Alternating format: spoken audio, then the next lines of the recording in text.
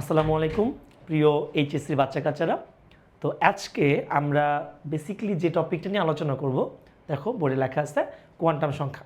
তো এটা তোমরা যারা ইন্টারমিডিয়েটে পড়তেছো বাট এই কোয়ান্টাম সংখ্যা জানো না, এই ক্লাসটা তোমার জন্য। বিকজ এই ক্লাসটা করার পর তুমি কোয়ান্টাম সংখ্যার উপর একদম পুরো বস হয়ে যাবা, ঠিক আছে? সো আর দেরি নয়, চলো আমরা কোয়ান্টাম সংখ্যা শুরু করে দিই। তো যদিও এখানে কোয়ান্টাম সংখ্যার কী লেখা আছে ভাইয়া, কোয়ান্টাম সংখ্যার সংজ্ঞাটা লেখা আছে, বাট আমি তোমাকে একটু অন্যভাবে আগে সংজ্ঞাটা আগে জিনিসটা বুঝাই দিই তোমাকে, হ্যাঁ। সো কোয়ান্টাম সংখ্যা অ্যাকচুয়ালি আমি কেন পড়তেছি, তাই না? তো দেখো ভাই, যে এই যে আমরা সবাই জানি যে ইলেকট্রন, হ্যাঁ, কই থাকে, কেমনে থাকে, কিভাবে থাকে, এই জিনিসগুলো তো আমাদের জানা প্রয়োজন, তাই না?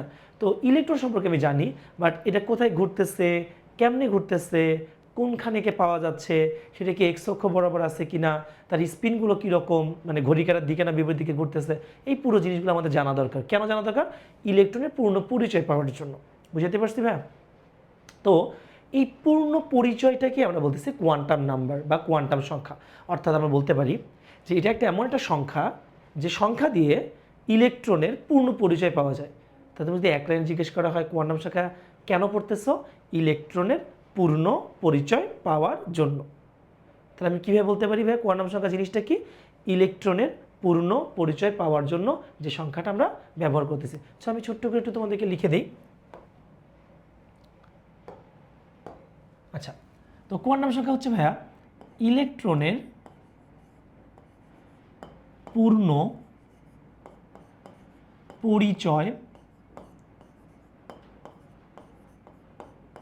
পরিচয় যে সংখ্যার মাধ্যমে জানা যায়, যে সংখ্যার মাধ্যমে জানা যায়।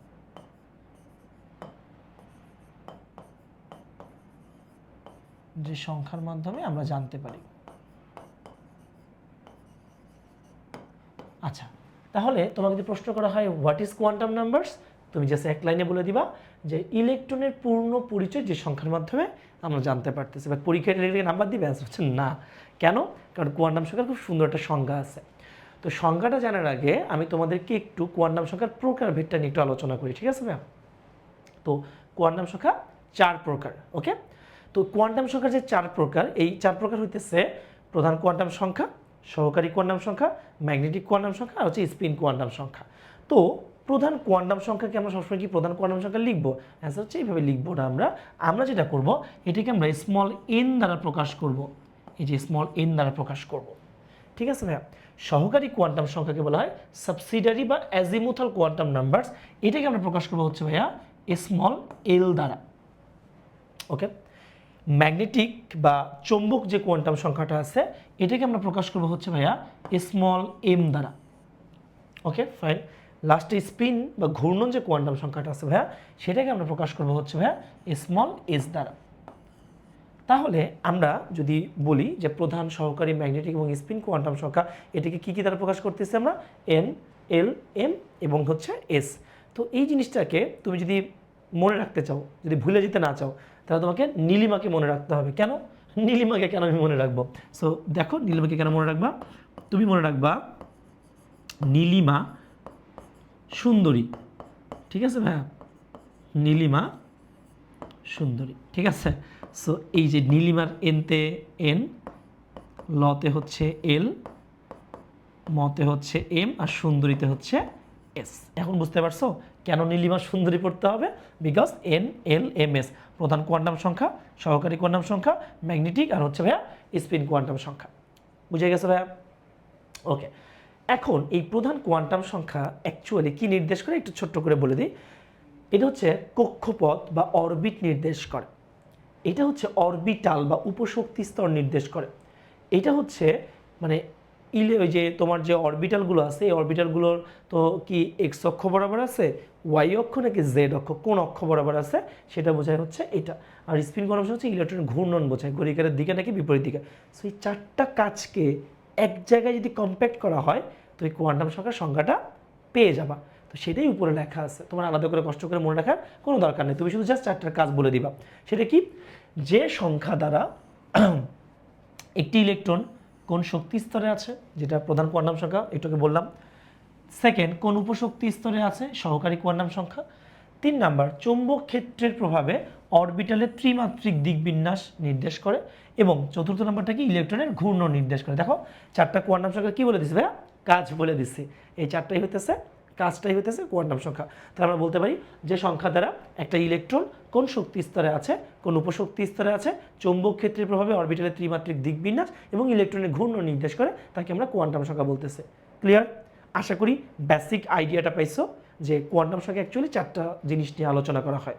কয়টা? চারটা। একটা হচ্ছে শক্তি স্তর, একটা হচ্ছে উপশক্তি স্তর, অরবিটালের দিকবিন্যাস, আর 4 নম্বর হচ্ছে ইলেকট্রনের ঘূর্ণন। এই চারটা জিনিস নিয়ে কোয়ান্টাম সংখ্যা আলোচনা করা হয়। ঠিক আছে?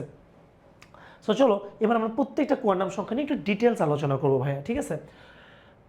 এই যে প্রধান কোয়ান্টাম সংখ্যা যেটাকে আমরা স্মল এন দ্বারা প্রকাশ করতেছি, যেটা আমরা একটু আগে শিখে আসলাম। ওকে, তো খেয়াল কর ভাই, এই যে অরবিট নির্দেশ করতেছে, তার মানে কি প্রধান কোয়ান্টাম সংখ্যা অ্যাকচুয়ালি অরবিট বা কক্ষপথ বা শক্তি স্তর এগুলো নির্দেশ করে। ওকে, এটা আমরা জানবো এই টপিক থেকে। ইভেন এটা শুধু অরবিট নির্দেশ করে ব্যাপারটা এরকম না, এটা অরবিটের আকারও নির্দেশ করে। এখন এই জায়গায় একটা জিনিস শেখার আছে, সেটা কি? সেটা হচ্ছে ভাইয়া আকার। এটার ইংলিশ কি ভাইয়া? এর ইংলিশ হচ্ছে সাইজ। এর ইংলিশ হচ্ছে সাইজ। ওকে, এটা মনে রাখ, একটু পরে এটা কাজ আছে। ওকে, এবার হ্যাঁ আমরা তো জানলাম যে এটাকে এন দ্বারা প্রকাশ করা যায়। ঠিক আছে? তো এনের মানগুলো আসে কি, মানে এই যে এনের মান আর কি, মানে ছোট্ট করে কি এনের মান। সো এনের মানগুলো আসলে কি কি হইতে পারে? তো 1 হইতে পারে, 2 হতে পারে, 3 হইতে পারে, 4 হইতে পারে, 5 6 7 8 9 চলতেছে যে এটসেট্রা। ঠিক আছে? Dot dot dot. ফাইন, ভালো কথা। তো ভাইয়া কখন 1 ধরবো, কখন 2 ধরবো, কখন 3 ধরবো, কখন 4 ধরবো? Okay fine. তো খেয়াল করো ভাই, এই যে এটাকে বলা হচ্ছে নিউক্লিয়াস, এই যে মাঝখানে যেটা আছে এটাকে বলা হচ্ছে নিউক্লিয়াস। ঠিক নিউক্লিয়াসের পরের যে শেলটা আছে, এই যে এটাকে বলা হচ্ছে যে কে তম শেল। ভাইয়া কে কই থেকে আসলো? কে কই থেকে আসলো? সো একটু ছোট্ট করে বলে দিই যে কে মানে হচ্ছে এন ইকুয়াল টু 1। তার মানে আমরা এখানে বলতে পারি যে এন ইকুয়াল টু যদি 1 হয়, 2 হয়, 3 হয়, 4 হয়, তাহলে কে 1 মানে হচ্ছে কে, 2 মানে হচ্ছে এল, 3 মানে হচ্ছে এম, আর 4 মানে হচ্ছে এন। তো জাস্ট লাইক এখানে সবগুলো ভাবে কে এলিমেন্টে দেওয়া আছে। তবে দ্বিতীয় শেলের নাম কি তাহলে? এল। এই যে এটা হচ্ছে দ্বিতীয় শেল, যেরকম আমরা এল বলতেছি। তৃতীয় শেলটাকে আমরা কি বলবো ভাইয়া? এম বলতেছি। আর চতুর্থ শেলটাকে বলতেছি ভাইয়া এন। তাহলে তোমাকে যদি কখনো বলা হয় এন তম শেল, তুমি কত নম্বর শেল বুঝবা? চতুর্থ। যদি বলা হয় এল তম শেল, 2 বুঝবা। কে বললে 1 বুঝবা। বুঝাতে পারছি ভাই ব্যাপারটা? ওকে, জোস। এবার আসো যে ভাইয়া যদি কখনো 5 থাকে, 5 থাকলে তুমি কি করবে বলো তো? তুমি কি বলবা যে এলাম জানি না, তুমি বলবা যে ও মানে এল কে এলিমেন্ট ও। ঠিক আছে? সো যদিও 5 লাগে না, মানে নর্মালি আসে না আর কি। এবার আসো যে ভাইয়া ঠিক আছে আমি সবই বুঝলাম যে এগুলোকে কে এলিমেন্ট দ্বারা প্রকাশ করা হয়, এগুলোকে কক্ষপথ বা শক্তি স্তর বলা হয়। ওকে, বাট এই যে এন এর মান যদি আমি জেনে থাকি বা জানি, তাহলে অ্যাকচুয়ালি আমার কাজটা কি, লাভটা কি? ঠিক আছে, বুঝো। তুমি যদি এন এর মান জানো, তুমি দুইটা জিনিস বের করতে পারবা। একটা হচ্ছে অরবিটাল বের করবা, একটা হচ্ছে ইলেকট্রন বের করবা। ভাই অরবিটালকে আমরা বের করতে হয় এন স্কোয়ার, আর ইলেকট্রন হচ্ছে 2n স্কোয়ার। সো এটা একটু মনে রাখো, তোমাদের মাথায় মধ্যে প্রশ্ন আসতে পারে না যে ভাইয়া এন স্কোয়ার কেন? সকল বিজোড় স্বাভাবিক সংখ্যার যোগফল হচ্ছে এন স্কোয়ার। 19-এ পড়ছো না? সকল বিজোড় স্বাভাবিক সংখ্যার যোগফল কি?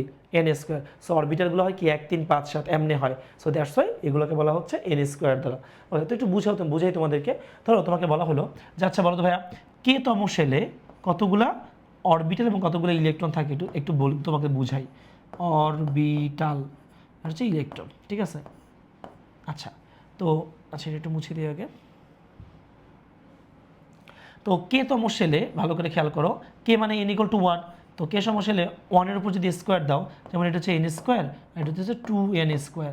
তো তোমাকে যদি বলা হয় যে ভাইয়া অরবিটাল এন স্কোয়ার মানে 1-এর উপর স্কোয়ার মানে 1, আর ইলেকট্রন মানে হইতেছে 2 1 কে 2। এলতম শেল যদি হয় তাহলে ভাইয়া 2-এর উপর স্কোয়ার মানে 4, আর এটা হচ্ছে ভাই 4 2 8। এমতম শেলে অরবিটাল যদি বলা হয় তাহলে ভাই 3 3 কে 9, তার উপর এটা কত ভাই 9 2 18। ভাই এনতম শেল যদি বলা হয়, একটু সাইডে দিলাম প্যারা নিও না, তাহলে কত হবে ভাইয়া? এনতম শেল মানে হচ্ছে 4, তাহলে 16, আর এটা হচ্ছে 32। আশা করি তোমরা বুঝতে পারছো কোন শেলে কতগুলো ইলেকট্রন থাকে। যে বাচ্চাকালে পড়ছো 2 8 18 32, এই যে এই জায়গা থেকে আসছে। আর এটা দেখো অরবিটাল, বুঝতে পারছো? এগুলো হচ্ছে অরবিটাল। 1, তারপর হচ্ছে 4 9 16, এগুলো হচ্ছে অরবিটাল। Okay fine. তার মানে একটা জিনিস আমরা বুঝলাম, 1 নাম্বার শেলে একটা অরবিটাল থাকে, 2 নাম্বার শেলে 4টা অরবিটাল থাকে, 3 নাম্বার শেলে 9টা থাকে, আর 4 নাম্বার শেলে 16টা অরবিটাল থাকে। বুঝতে পারছি ব্যাপারটা? সো এই জিনিসটা আই থিঙ্ক তোমরা ক্লিয়ারলি বুঝতে পারছো। আর একটা জিনিস তোমাদেরকে একটু বলে দিই, এই যে এন এর মান নিউক্লিয়াস থেকে যত মানে বাড়তেছে, এন এর মান যত বাড়তেছে তখন আবার দুইটা জিনিস ঘটতেছে। নাম্বার ওয়ান, সেটা হচ্ছে কক্ষপথের ব্যাসার্ধ বাড়তেছে, কক্ষপথের ব্যাসার্ধগুলো বাড়তেছে।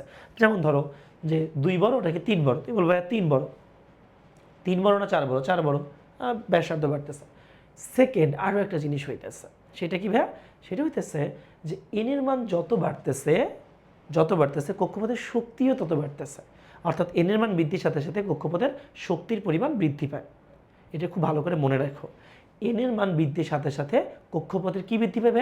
শক্তির পরিমাণ বৃদ্ধি পাবে। অর্থাৎ তোমাকে যদি প্রশ্ন করা হয় 1 নম্বর সেলের শক্তি বেশি নাকি 2 নম্বর সেলের শক্তি বেশি, তুমি বলো 2 নম্বর সেলের শক্তি বেশি। 2 এর বেশি না 3 এর বেশি? 3 এর বেশি। 3 এর বেশি না 4 এর বেশি? 4 এর বেশি। বুঝতে পারছি? অর্থাৎ সেল সংখ্যা যত বাড়বে শক্তির পরিমাণ তত বাড়তে থাকবে। বুঝতে পারছি ব্যাপারটা?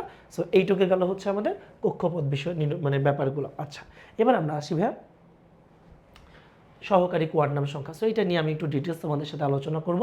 সহকারী কোয়ান্টাম সংখ্যাকে বলা হয় অ্যাজিমুথাল বা সাবসিডিয়ারি কোয়ান্টাম নাম্বারস। সো এখানে দেখাও ভালো করে দেওয়া আছে, ছোট্ট এল দেওয়া আছে, মানে সকল কোয়ান্টাম সংখ্যাকে পিছিয়ে জিনিস দ্বারা প্রকাশ করা হয়, অর্থাৎ এন এল এম এস সবগুলোই ছোট হাতের স্মল লেটার, ক্যাপিটাল লেটার না। ক্যাপিটাল লেটার দিয়ে আমরা প্রকাশ করি হচ্ছে অরবিট বা কক্ষপথ। ওকে, সো এবার আসো হ্যাঁ, যে এটি অরবিটাল নির্দেশ করে, খুবই গুরুত্বপূর্ণ জিনিস অরবিটাল। আর আগেরটা কি ছিল? অরবিট। এটা কি? অরবিটাল। তো তোমাদের মাথায় প্রশ্ন আসতে পারে না অরবিট কি অরবিটাল কি? পুরো অরবিটালের উপরে একটা সুপার ক্লাস নিব, তোমাদের প্যারা নেওয়ার দরকার নয়। তবে আমি ছোট্ট করে বলি যে নিউক্লিয়াসের চতুর্দিকে যে বৃত্তাকার কক্ষপথে ইলেকট্রন থাকার অনুমতি আছে, নিউক্লিয়াসের চতুর্দিকে যে বৃত্তাকার কক্ষপথে ইলেকট্রন থাকার অনুমতি আছে তাকে বলা হয় অরবিট। আর ওই অরবিটের মধ্যে ইলেকট্রন পাওয়ার সম্ভাবনা যেখানে সবচেয়ে বেশি তাকে বলা হয় অরবিটাল। অরবিটের যে স্থানে ইলেকট্রন পাওয়ার সম্ভাবনা ম্যাক্সিমাম তাকে বলা হয় অরবিটাল। তাহলে অরবিট নির্দেশ করে এন আর অরবিটাল নির্দেশ করে সহকারী কোয়ান্টাম সংখ্যা এল। Okay fine. তো অরবিটালের আকৃতি নির্দেশ করে, একটু আগে তোমাদেরকে বলছিলাম মনে রাখো সাইজ, ওটা ছিল আকার, আর আকৃতি মানে হচ্ছে শেপ। তোমাদের মাথার মধ্যে প্রশ্ন আসতে পারে যে আকার আর আকৃতি কি সেম জিনিস? অনেকে বলতে পারো যে হ্যাঁ সেম জিনিস, মানে অ্যাকচুয়ালি না, আকার আকৃতি সেম জিনিস না। বুঝাইতে পারছি? দুইটা আলাদা জিনিস। তো একটু বুঝাই দিন ভাইয়া। মনে রাখবা ভাইয়া, মনে রাখবা যে এখানে একটু বলে দিই, সাইজ মানে আকার। আচ্ছা বাংলায় লিখে দিই বাবা, মুছো। ওকে, সো আকার, আকার মানে হচ্ছে বড় নাকি ছোট। কি বলতো ভাইয়া? বড় নাকি ছোট, ঠিক আছে। আর আকৃতি কথার মানে হচ্ছে দেখতে কেমন। আকৃতি কথার মানে হচ্ছে দেখতে কেমন। আচ্ছা ভাইয়া, দুটোর মধ্যে ডিফারেন্সটা কি? যেমন এন এর মান 1 আর এন এর মান 4, কোনটা বড় কোনটা ছোট? 1 ছোট, 4 বড়। সো বড় নাকি ছোট হচ্ছে আকার।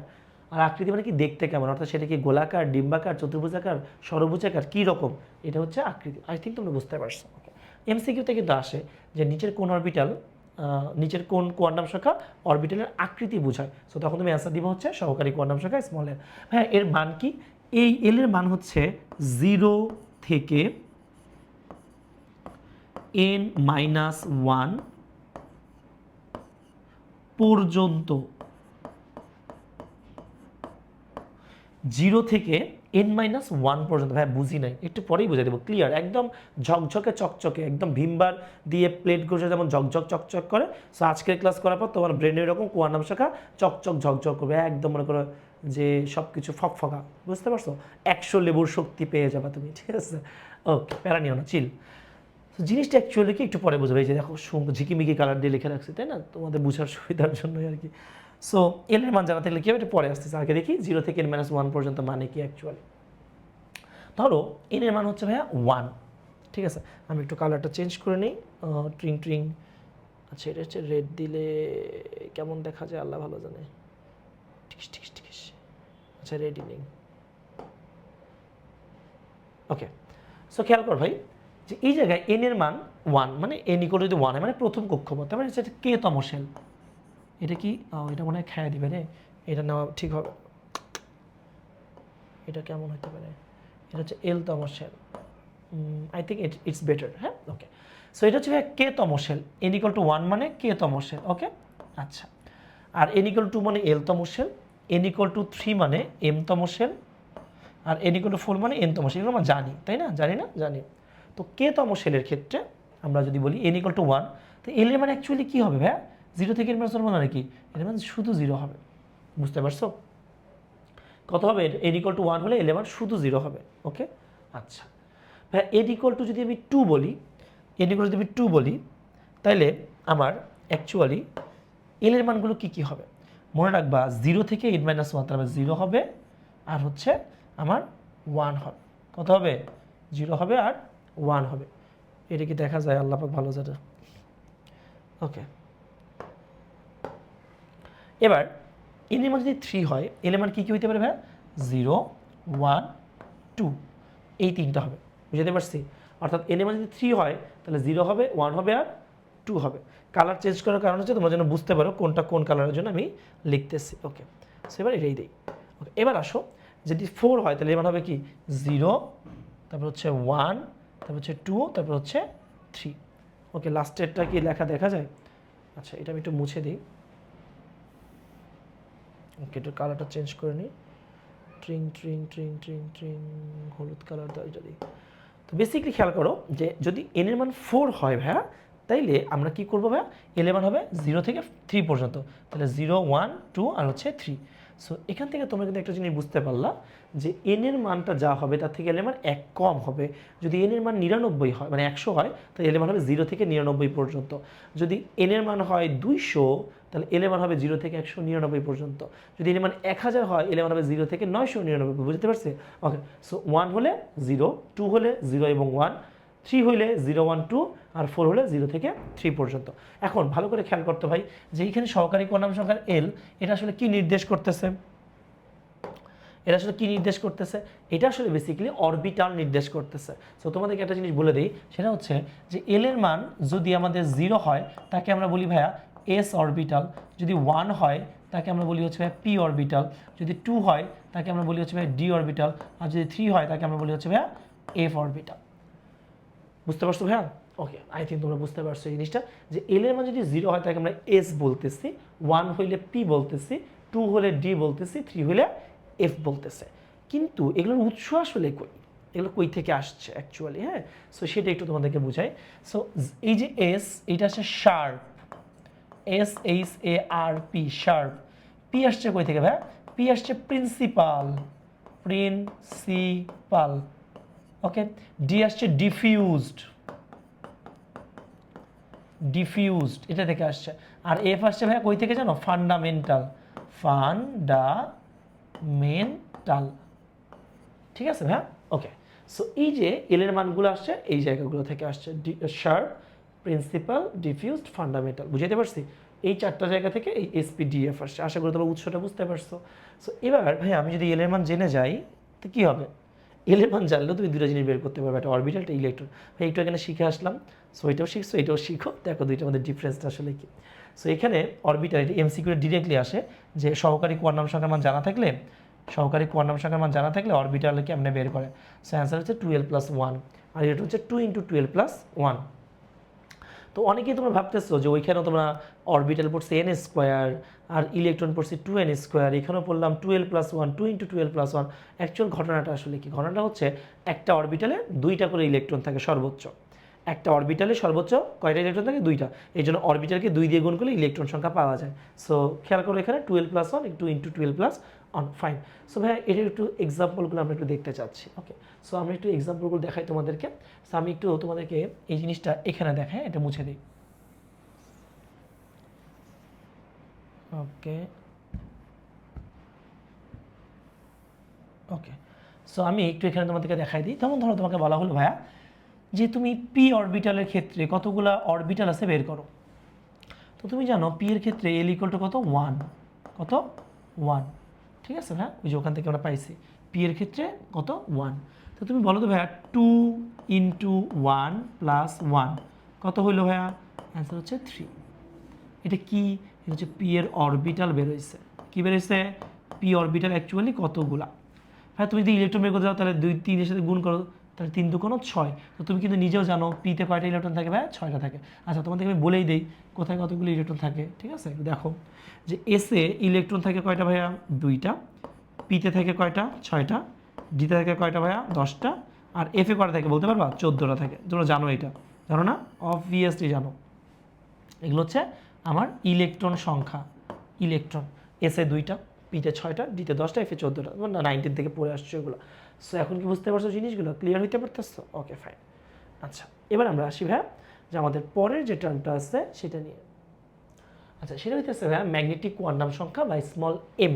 ওকে, তো ম্যাগনেটিক কোয়ান্টাম সংখ্যা বা স্মল এম আমরা এখানে দেখো ফার্স্ট লাইনে দেওয়া আছে চৌম্বক ক্ষেত্রের প্রভাবে অরবিটালের ত্রিমাত্রিক দিকবিন্যাস বোঝায়। সো ত্রিমাত্রিক কথাটার মানে অ্যাকচুয়ালি কি, অর্থাৎ অরবিটালটা কি এক্স অক্ষ বরাবর আছে, এটা কি এক্স অক্ষ বরাবর আছে, এটা কি ওয়াই অক্ষ বরাবর আছে, ঠিক আছে, জেড অক্ষ বরাবর আছে। এক্স অক্ষ, ওয়াই অক্ষ নাকি জেড অক্ষ, কোন অক্ষ বরাবর আছে এইটা মিন করে হচ্ছে আমার ম্যাগনেটিক কোয়ান্টাম নাম্বার। আচ্ছা এবার আসো মোট অরবিটাল নির্দেশ করে, মানে তোমার টোটাল কতগুলো অরবিটাল আছে।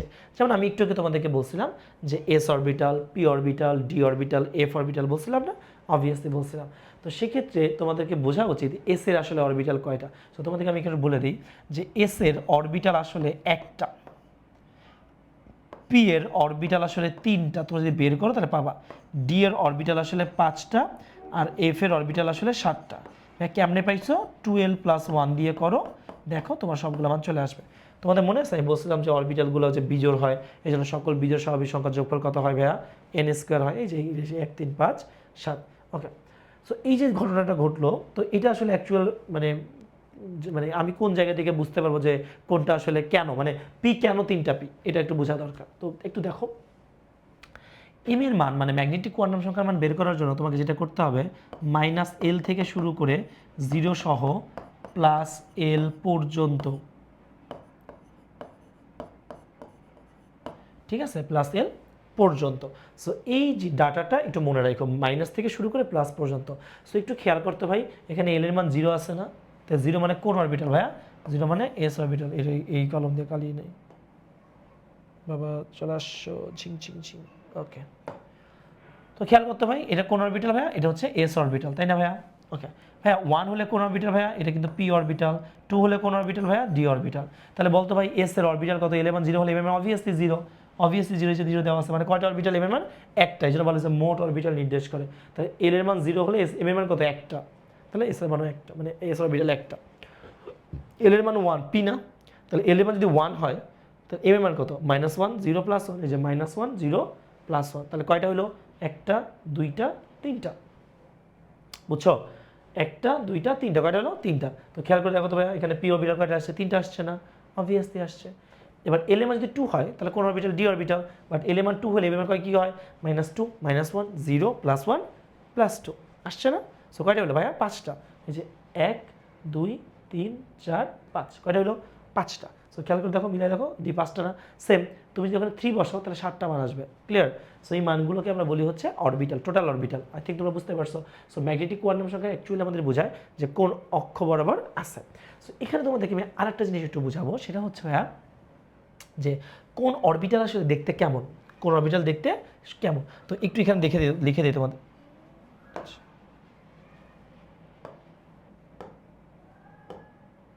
আচ্ছা একটু এখানে তোমাদেরকে এখানে একটু লিখে দেখাই। সেটা হচ্ছে ভাইয়া এস অরবিটাল, এটা হচ্ছে আমাদের দেখতে বর্তুলাকার, এই যে এইরকম দেখতে বর্তুলাকার, হ্যাঁ। পি অরবিটাল এইটা দেখতে হচ্ছে ভাই আমাদের ডাম্বেল শেপ, এই যে ডাম্বেল হচ্ছে এমন।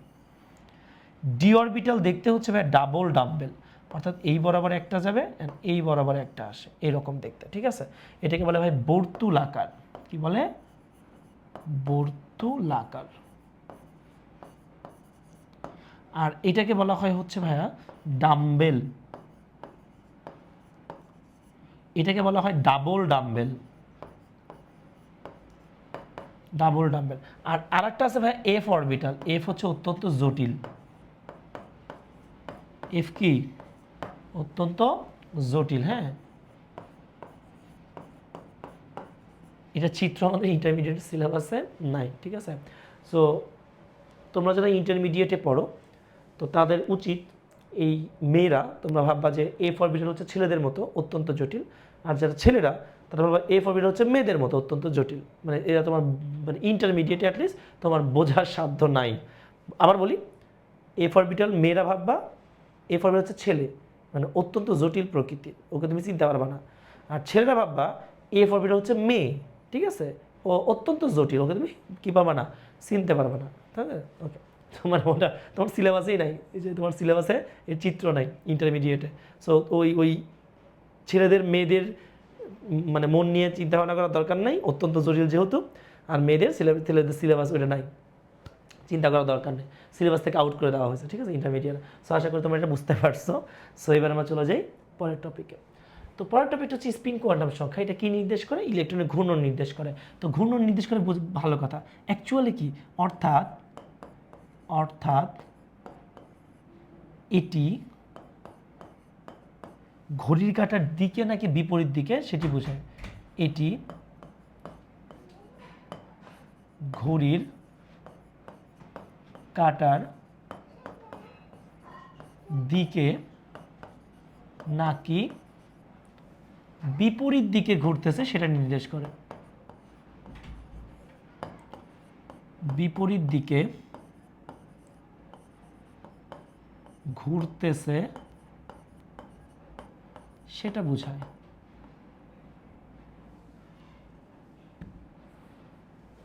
ঘুরতেছে সেটা বোঝায়।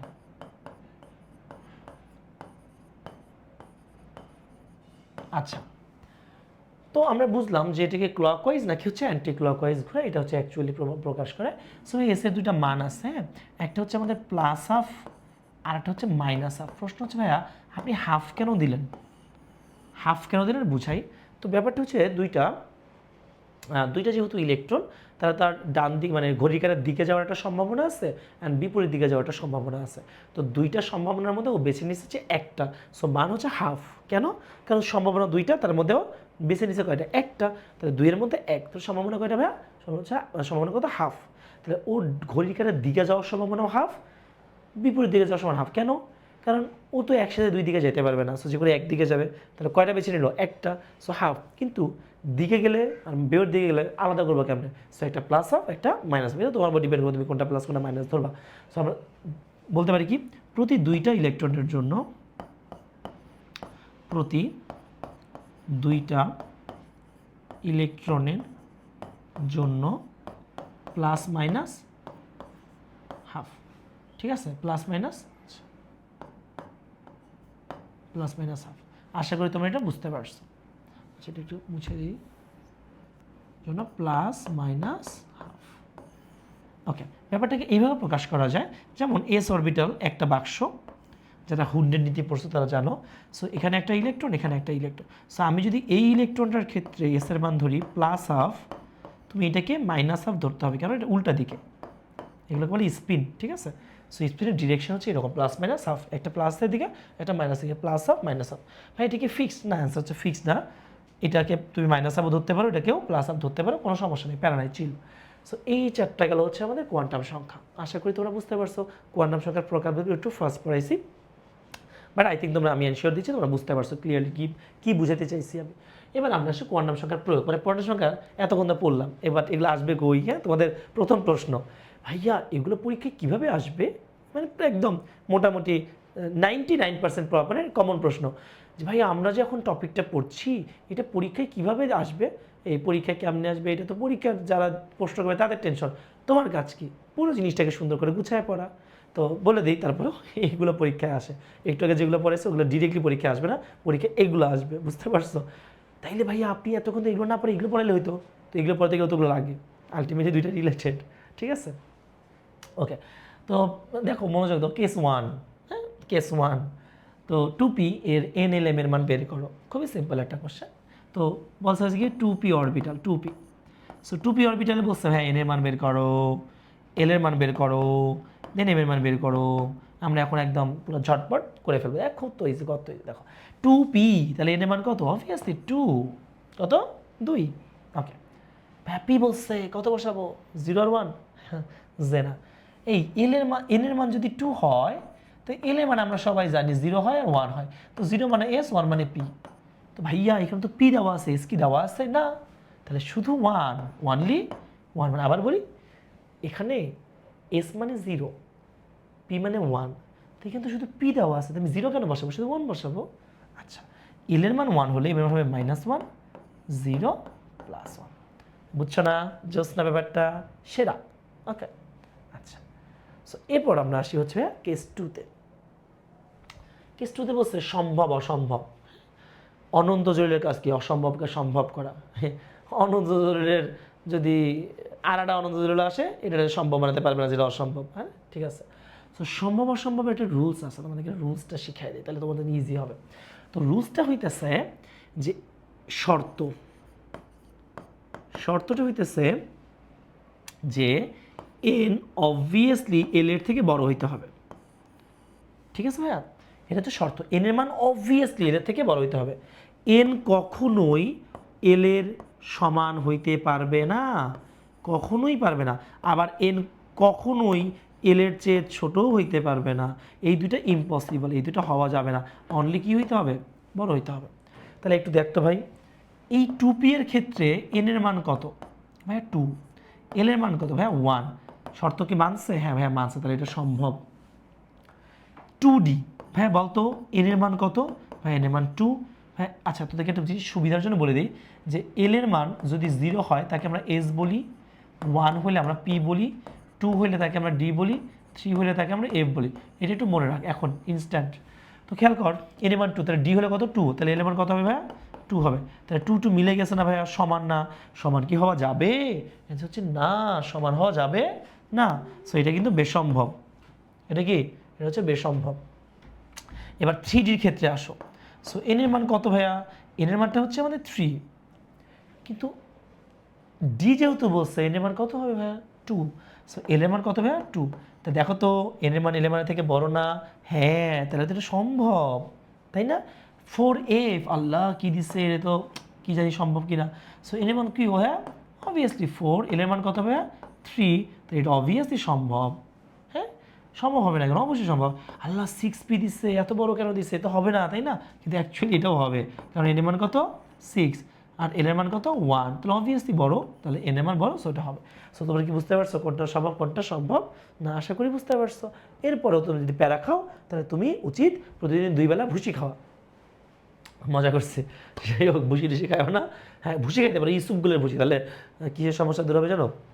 গ্যাস্ট্রিকের সমস্যা দূর হবে। ইউসুফগুলো যাওয়া, মানে আমি যখন ভুসি বলছি, তোমাদের অনেকে ভাবছো ভাইয়া মানে গরুর ভুসি খাইতে বলছে, যার মাথায় যা আর কি। হ্যাঁ, যাই হোক, ওকে ফাইন। কেস 3 বলছে এনতম শেলে কতগুলো অরবিটাল আছে এবং কতগুলো ইলেকট্রন আছে তা কোয়ান্টাম। এইটা ভাই সিকিউ এর জন্য সুপার ইম্পর্টেন্ট টপিক। সিকিউ এর জন্য 3 স্টার। এইটা দিয়ে যে কত হাজারবার প্রশ্ন আসছে হিসাবের বাইরে। তো প্রশ্ন হচ্ছে ভাইয়া এনতম শেল মানে আসলে কত নাম্বার শেল? চতুর্থ শেল। তো তুমি যখন এই ধরনের জিনিসগুলো করবা, তখন তোমাকে অবশ্যই ছক করতে হবে। কয়টা ছক বানাবা? এই ধরনের কোশ্চেন হলে 6টা ছক বানাবা, ঠিক আছে? সো আমি একটু দেখি তোমাদেরকে লাইন ঘাট কোথায়? ট্রিং মিরিং ট্রিং টিরিং টিরিং টিরিং। ওকে, সো আমরা যেটা করবো ভাইয়া সেটা হইতেছে আমরা 6টা ঘর বানাবো। ওকে, সো 6টা ঘর কীভাবে বানাবো? এই যে একটা ঘর লাগাবো, ঠিক আছে, এইভাবে একটা দিব, তবে এইভাবে লাগাবো, ঠিক আছে। সো এই যে ট্রিং মেরে দিলাম একটা। ওকে, এবার কী করবো ভাইয়া? এটা হচ্ছে এন এর ঘর, ওকে। এটা হচ্ছে এল এর ঘর, ওকে। একটু এম এর ঘরটা বড় করে আঁকাইলাম। এবার এস এর ঘরটা আঁকাইলাম। এবার অরবিটাল আর ইলেকট্রন আঁকাইলাম। ওকে, সো এটা কি ভাইয়া? এন, এটা কি ভাইয়া? এল, এটা কি ভাইয়া? এম, এটা কি ভাইয়া? এস, এটা কি ভাইয়া? অরবিটাল, এটা কি ভাইয়া? ইলেকট্রন। আশা করি তোমরা বুঝতে পারছো। কয়টা ঘর? 6টা ঘর। ওকে, এন মানে কত? 4 নাম্বার, সাথে এখানে 4 লিখবা, ঠিক আছে। সেই মানে একটু ঘরগুলো একটু, এখানে একটা ঘর দিবা, কেন? 0, তারপর একটা ঘর দিবা, এটা হচ্ছে 1, তারপর একটা ঘর দিবা, তারপর হচ্ছে 2, আর লাস্টের ঘরটা কি ভাইয়া? 3। ওকে, সো 0 1 2 3। ওকে, তো জানো, বুঝছো তো কেন হয়েছে। এবার এল এর মান 0 হলে এম এর মান অবভিয়াসলি 0, এল এর মান 1 হলে এম এর মান হচ্ছে -1, 0 +1, 2 হলে -2 -1, 0 +1 +2, 3 হইলে -3 -2 -1 0 +1 +2 +3, ঠিক আছে ভাইয়া? সো এই যে আমি এখানে -3 থেকে +3 পর্যন্ত বসাইছি। এবার এই এম এর মান কি নির্দেশ করে মনে আছে তোমাদের? টোটাল অরবিটাল নির্দেশ করে। তাহলে আমি অরবিটালের মানগুলো বসাই দিই। তাহলে এখানে কত ভাইয়া? এম এর মান কয়টা আছে? একটা আছে। সো আমরা এখানে বসাই দিলাম একটা। এখানে কয়টা? তিনটা। সো আমরা বসাই দিলাম তিনটা। এখানে কয়টা ভাইয়া? পাঁচটা। সো আমরা এখানে পাঁচটা বসাইলাম। এখানে কয়টা দেখো? 7টা। সো এখানে আমরা 7টা বসাইলাম। এখন বলতো ভাই একটা অরবিটালে সর্বোচ্চ কয়টা ইলেকট্রন থাকে? ভাইয়া 2টা করে থাকে। তাহলে ভাইয়া এখানে খেয়াল করো তো, অরবিটালে একটা, তাহলে ইলেকট্রন হবে 2 কে 2, 3 2 × 6, 5 2 × 10, 7 2 × 14। এখন তোমরা সবথেকে ঝামেলায় পড়বে এস এর মান বের করার জন্য। বলে রাখি ইলেকট্রন তো 2টা, সো সুন্দর করে বসাবা +- হাফ। আর বাকিগুলোতে যেটা করবা, অরবিটাল সংখ্যাটা সামনে দিবা, তারপরে তুমি +- হাফ মনের সুখে বসাবা, ঠিক আছে? এবার 5 দিবা, তারপরে মনের সুখে +- হাফ বসাবা। এখানে 7 দিবা, +- হাফ বসাই দিবা। এরকম যত ইচ্ছা দেওয়া থাকে তুমি মান বসাতে পারবা। হ্যাঁ, অরবিটালের সংখ্যা কত? 5 3 7 5 12, 12 3 15 আর 1 16। তাহলে কত হইলো ভাইয়া? টোটাল অরবিটাল 16টা। আর ইলেকট্রন হচ্ছে কত ভাইয়া? যে 14 আর 6 20, 30 আর 2 32। তাহলে কত ভাইয়া? 32টা। তোমরা কিন্তু সবাই জানো যে n-তম শেল রাশি আমরা যদি শর্টকাট দিয়ে বের করি তাহলে কিন্তু অরবিটাল হবে n স্কয়ার, মানে কত ভাইয়া? 4 স্কয়ার ইকুয়াল টু কত? 16। অ্যান্সার মিলছে 16? হ্যাঁ মিলছে। এবার 2n স্কয়ার মানে ইলেকট্রন বের করো, তাহলে 2 × 4 স্কয়ার ইকুয়াল টু কত? 32। তোমরা খেয়াল করছো? অ্যান্সার কিন্তু মিলে গেছে। সো এই ধরনের যদি প্রশ্ন আসে আশা করি তোমরা অ্যান্সার ভুল করবা না কখনো। ওকে, সো এবার আমরা আমাদের পরের টপিকে যাই। তো এখন আমরা করব হচ্ছে কেস 4। তো কেস 4-এর প্রথম যে এক্সাম্পলটা খুবই গুরুত্বপূর্ণ তোমাদের জন্য, অক্সিজেনের অষ্টম ইলেকট্রনের ক্ষেত্রে 4টা কোয়ান্টাম সংখ্যার মান নির্ণয় করো। তো তোমাকে প্রথমে যেটা করতে হবে ভাই, অক্সিজেনের ইলেকট্রন বিন্যাস করতে হবে। তো অক্সিজেন কত ভাই? 8। তো আমরা নর্মাল ইলেকট্রন বিন্যাস কীভাবে করি? 1s 2s দেন হচ্ছে 2p। সো 2 4 8 4 8। কিন্তু তুমি এইভাবে সারা জীবনেও অষ্টম ইলেকট্রন খুঁজে পাবে না। কেন? কারণ তুমি বুঝবে কেমন কোনটা 8 নাম্বারে আছে। সো অ্যাকচুয়ালি আমাকে 8 নাম্বারটাই খুঁজে বের করতে হবে। সো তোমাকে হেল্প নিতে হবে কার? হুন্ড সাহেবের। কার? হুন্ডা না, হুন্ডস ল, ঠিক আছে? তো ওটা কি, এটা তোমাদেরকে পরে বোঝাবো। ইলেকট্রন বিন্যাস এটা নিতে হচ্ছে হুন্ডস ল। তোমাদেরকে ইলেকট্রন বিন্যাস পড়াবো এই পরের টপিকটাতেই, ঠিক আছে? সো প্যারা নেওয়ার দরকার নেই। এবার আসবে পি হচ্ছে 3টা। ভাইয়া আপনি কেমনে বুঝলেন পি কয়টা? আচ্ছা বলতো এস অরবিটাল কয়টা? একটা, সো একটা ঘর। পি অরবিটাল কয়টা? 3টা, সো 3টা ঘর। ওকে, সিম্পল হিসাব। কয়টা ইলেকট্রন ভাইয়া? 2টা, উপরে একটা নিচে একটা। কয়টা ইলেকট্রন ভাইয়া? 2টা, উপরে একটা নিচে একটা। আর এখানে ভাইয়া কয়টা? 4টা।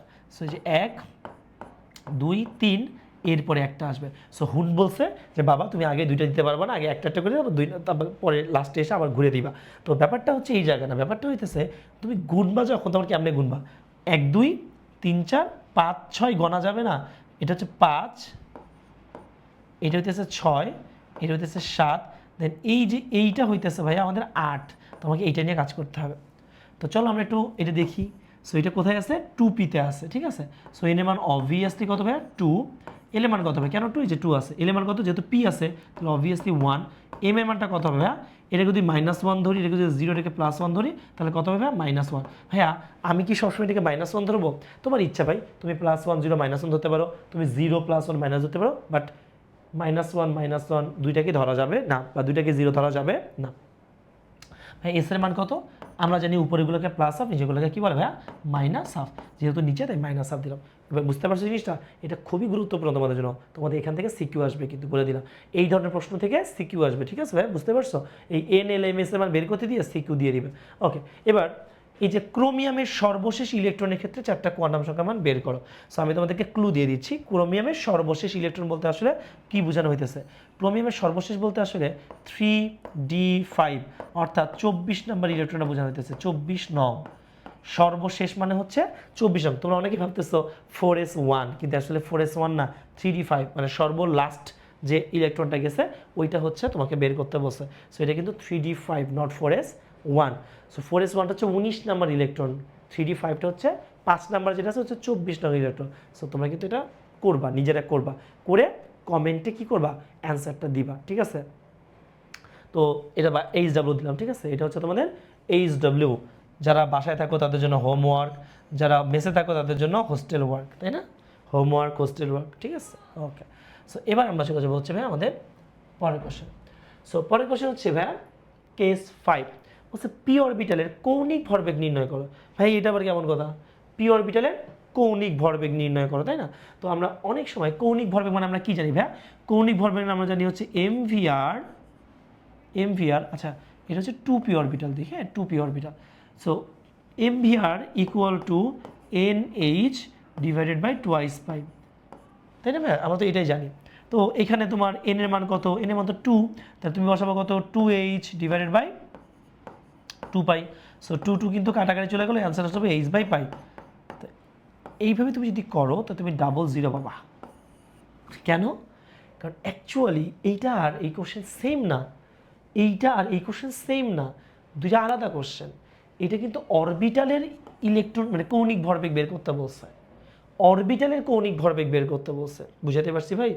এটা কিন্তু এটা বলে নাই যে 2 নম্বর শক্তি স্তরে কৌণিক ভরবেগ। সো এখানে এনটা হচ্ছে কি শক্তি স্তর, কিন্তু 2p তো অরবিটাল, শক্তি স্তর না। সো দ্যাটস এটা দিয়ে করা যাবে না, ঠিক আছে? সো কীভাবে করতে হবে ভাইয়া, এর একটা সূত্র আছে ভাইয়া, সেটা হচ্ছে অরবিটালের কৌণিক ভরবেগ বের করার জন্য একটা সূত্র আছে, সেটা কি ভাইয়া, mvr equal to h divided 2 pi root l into l plus 1, ঠিক আছে?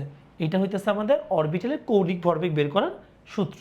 তো আমরা যেটা করবো ভাইয়া সেটা হচ্ছে এখানে বসাবো h ডিভাইডেড 2 পাই, এখানে বসাবো এল এর মান কত, যেহেতু পি বলছে তাহলে এর মান 1, তাহলে 1 ইন্টু 1 প্লাস 1, তাহলে এখানে হচ্ছে রুট দিব, ঠিক আছে? তাহলে কত আসছে ভাইয়া এখানে 2, তাহলে রুট 2h ডিভাইডেড বাই 2 পাই, বুঝতে পারছি? এখন আমরা এটাকে কী করতে পারি ভাইয়া, উপরে লিখতে পারি root 2h divided by root 2 into root 2, তারপর হচ্ছে পাই, তো রুট টু কাটা, তাহলে অ্যান্সার আসবে হচ্ছে h divided root 2 into pi, এটা হচ্ছে অ্যান্সার। সো দেখো এই অঙ্কগুলো কিন্তু তোমাদের একটু অ্যাডভান্স লেভেলের, এই জিনিসগুলো তোমাদের একটু অ্যাডভান্স লেভেলে পড়াইলাম, বিকজ তোমরা যেন ফিল পাও যে না ভাই আর এখানে শুধু দুধ ভাত পড়ানো হয় না, অ্যাডভান্স লেভেলেরও পড়ানো হয়, ঠিক আছে? সো আশা করি তোমরা এটা বুঝতে পারছো ভাইয়া, ওকে? তো চলো আমরা একটু দেখি সামনে আরও কী আছে আমাদের জন্য, সামনে আর কিছু নাই, তার মানে এটা শেষ। সো কোয়ান্টাম সংখ্যার অ্যাপ্লিকেশন এই পর্যন্ত থাকলো ভাইয়া। আশা করি তোমরা কোয়ান্টাম সংখ্যা সম্পর্কে আলহামদুলিল্লাহ একদম পুরোটা শিখে যাবা ভালো করে, এবং এই ক্লাসটা তোমাদের কাছে কেমন লাগছে এটা কিন্তু অবশ্যই জানাতে ভুল করবে না। আর এরকম সুপার ডুপার ক্লাসগুলো পেতে চাইলে ভাইয়া তো যদি বিশ্বাস করে ক্লাসগুলো করো, দেখবা তোমার কিন্তু ভাই পুরো ফিজিক্স, কেমিস্ট্রি, ম্যাথ, বায়োলজি একদম সুপার লেভেলের প্রিপারেশন হয়ে যাবে। সো এই ক্লাসগুলো তোমরা যদি রেগুলার পাইতে চাও তাহলে কিন্তু ডিএলসিতে যুক্ত হইতে হবে, ইউটিউব চ্যানেলে যুক্ত হইতে হবে, আমাদের পেজ, আমাদের গ্রুপ এবং আমাদের ইউটিউব চ্যানেলে যুক্ত হইতে হবে। সো সবাইকে আসসালামু আলাইকুম, সবাই ভালো থাকবা।